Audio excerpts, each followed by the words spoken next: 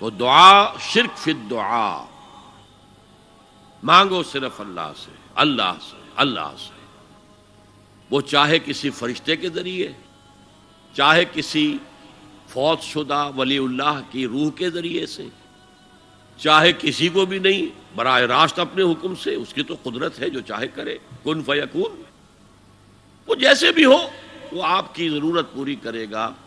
وہی ہے جو کہ مشکلات کو حل کرنے والا ہے، وہی ہے کہ رزق دینے والا ہے، وہی ہے جو مرض سے شفا دینے والا ہے۔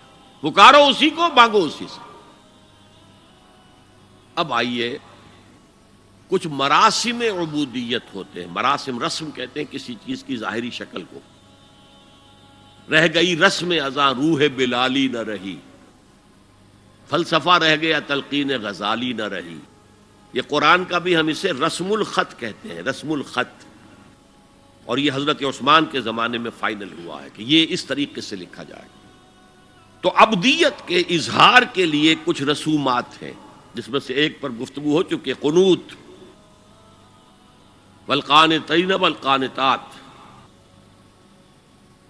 یہ جو ہے اللہ کے حضور میں چاہے ہاتھ باندھے چاہے ہاتھ کھلے ہوں، لیکن ذرا جھک کر گردن میں خم کر کے کھڑے ہونا، یہ نماز کے اندر جو قنوت ہے یہ قنوت ہے، یہ بھی اپنی عاجزی کا اظہار ہے، عجز اور تذلل۔ وہ جو ابن قیم کی میں نے ڈیفینیشن آپ کو بتائی، العبادت تجمع اصلین، غایت الحب وغایت الذل والخضوع، حد درجے میں اللہ کے سامنے بچ جانا، جھک جانا، گر جانا، رکوع، سجدہ اللہ کے سوا کسی کے لیے نہیں۔ اور اس معاملے میں دین محمدی جو اپنی تکمیل کو پہنچ گیا، الیوم اکملت لکم دینکم واتممت علیکم نعمتی ورضیت لکم الاسلام دینا، آ حضور کی بعثت سے قبل سجدہ تعظیمی جائز تھا، کسی شخص کی تعظیم کے لیے، اس کی عزت کے لیے اس کے سامنے سجدہ کرنا جائز تھا۔ حضرت یوسف کے سامنے ان کے والدین اور 11 بھائی سجدے میں گر گئے، بچپن میں خواب دیکھا تھا اور 40-50 سال بعد اس کی تعبیر بالفعل ایک اس واقعے کے طور پر سامنے آ گئی۔ سجدہ کرنا، جھکنا، سجدہ کرنا، یہ جائز تھا سجدہ تعظیمی۔ حضور پر شریعت مکمل، توحید مکمل، اب ہر نوع کا سجدہ حرام مطلق ہے سوائے اللہ کے کسی کو۔ ہمارے مسلمانوں نے بھی اپنے دور ملوکیت میں سجدہ تعظیمی شروع کرا، عدالت کے اندر بادشاہ کے دربار میں جا رہے تو سجدہ، سر جھکا کر رکوع کی حالت میں، یا آپ کے پڑوس میں جو حیدرآباد کی ریاست تھی، سلام کیسے کرتے تھے، کتنے جھکتے تھے، اور پھر وہ جھک کر وہ سلام ہو رہے۔ یہ مشرکانہ فعل ہے، مغلیہ دربار میں بھی تھا۔ شیخ احمد سرہندی رحمۃ اللہ علیہ نے کہا غلط ہے، حرام ہے، جائز نہیں۔ دربار میں شکایت پہنچ گئی، آخر مخبری کرنے والے بھی تھے، حاسد بھی تھے، وَمِن شَرِّ حَاسِدٍ إِذَا حَسَدَ، طلبی ہو گئی، بلایا گیا دربار میں، حاضری،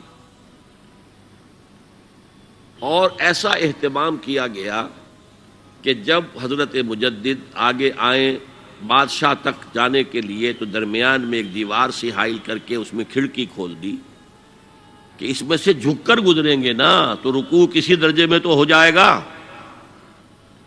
رکوع بھی سجدے ہی کی ایک شکل ہے، سجدے کا ہاف کہہ لیجئے، لیکن یہ کہ جب آیات سجدہ آتی ہیں قرآن مجید میں تو عام نمازوں میں دیکھتا ہوں کہ وہ آیات سجدہ والی آیات پڑھی نہیں جاتی، حالانکہ ان کی ایک خاص کیفیت ہے۔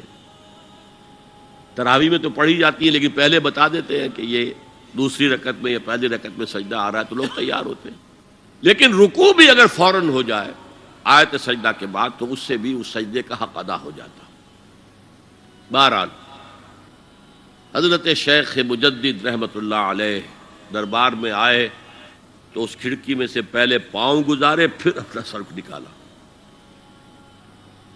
پھر جیل میں ڈال دیے گئے، کوئی پرواہ نہیں۔ حاضر ہوا میں شیخ مجدد کی لحد پر، وہ خاک کے ہے زیر فلک مطلع انوار، گردن نہ جھکی جس کی جہانگیر کے آگے، جس کے نفس گرم سے ہے گرمی احرار، وہ ہند میں سرمایہ ملت کا نگہباں، اللہ نے بر وقت کیا جس کو خبردار۔ دین الہی، دین محمدی کے خاتمے کا اعلان تھا۔ اب بڑے بڑے مولویوں نے یہ اکبر کو سبق پڑھایا تھا، بڑے مولوی، درباری مولوی، انہوں نے سبق پڑھایا تھا۔ اللہ کا ایک دن 1000 برس کا ہوتا ہے، اور اللہ کا ہر معاملہ 1000 سال تک ہوتا ہے۔ اب 1000 سال ہو گئے محمد کی رسالت کو، ان کی رسالت کا دور ختم صلی اللہ علیہ وسلم۔ اب دوسرا 1000 سال، اسی لیے الف ثانی کہتے ہیں نا، الف ہزار کو کہتے ہیں الف ثانی۔ یہ دوسرا 1000واں سال جو شروع ہو گیا ہے، اس میں ایک نئے دین کی ضرورت ہے، وہ دین اکبری ہے، دین الہی ہے۔ اور دین الہی کیا تھا؟ یہ ایک بہت بڑی سیاسی تدبیر تھی، اصل میں بہت بڑی سیاسی تدبیر، اور اس کا ظہور بعد میں بھی ہوا ہے ہندوستان کی سرزمین میں۔ وہ یہ کہ ہندوستان کی ترقی میں جو چیز سب سے بڑی رکاوٹ ہے وہ مذہبی اختلافات ہیں۔ لہذا ایسا کرو، سارے مذاہب جو ہیں اسے ہاون دستے میں ڈالو، کوٹ کوٹ کے چورا چورا کر کے بناؤ صفوف، اور یہ مذہب سب کا ہو جائے تو مذہبی اختلافات ختم ہو جائیں گے۔ دوسری بات ان کی سمجھ میں یہ آ گئی کہ اصل میں اختلاف رسالت اور شریعت کی بنیاد پر ہوتے ہیں، لہذا دین الہی بس خدا کو مانو، بس رسالت وغیرہ کو چھوڑو۔ خدا تو سب کا رب ہے، اسے آپ پرماتما کہہ لیں، مہادیو کہہ لیں، جو چاہے کہہ لیں، اللہ کہہ لیں، رام کہہ لیں، قل ادعوا اللہ والرحمن ایما تدعوا فلہ الاسماء الحسنی۔ قرآن کہتا ہے تم اللہ کہہ کر پکار لو یا رحمان کہہ کر پکار لو، جس کو بھی تم پکار رہے ہو یہ جان لو کہ تمام اچھے نام اسی کے ہیں۔ یہ فلسفہ تھا بہت گہرا، وہ جاہل تھا، ان پڑھ تھا، لیکن بہت بڑا سیاستدان تھا اکبر، اس میں کوئی شک نہیں۔